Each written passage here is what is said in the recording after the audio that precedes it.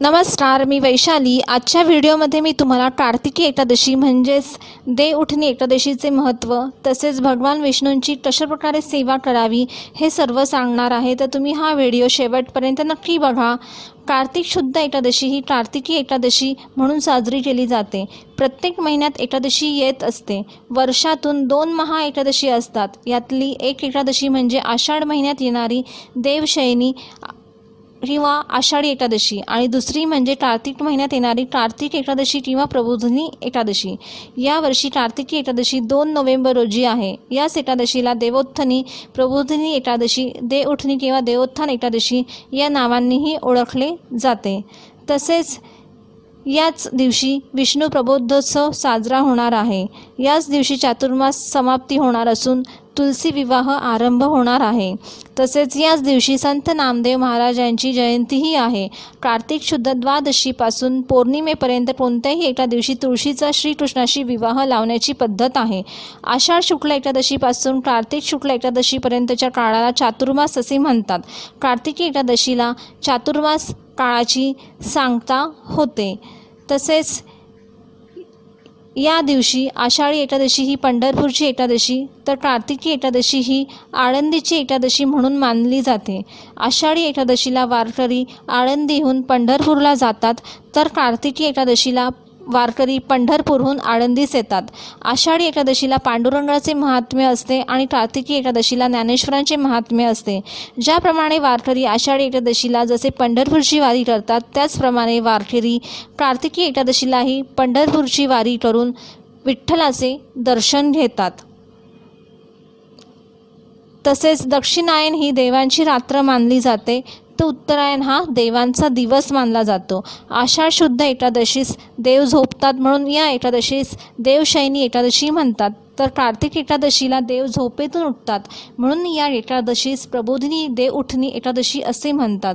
असे मानले जाते की या दिवशी भगवान विष्णू त्यांच्या चातुर्मासातल्या त्यांच्या 4 महिन्याच्या योग निद्रेतून जागी होतात आणि पुन्हा या सृष्टीच्या पालनाचे त्यांचे काम स्वीकारतात। यानंतर शुभ कार्य करू शकतो। या दिवशी लोक दिवसभर उपवास करतात। तसेच भजन कीर्तनात दिवस घालवितात, विठ्ठलाची महापूजा करतात। याच देव उठणी एकादशीच्या दिवशी तुळशीचा विवाहही साजरा केला जातो। तर कार्तिकी एकादशीचा विधी काय आपण तर बघूया।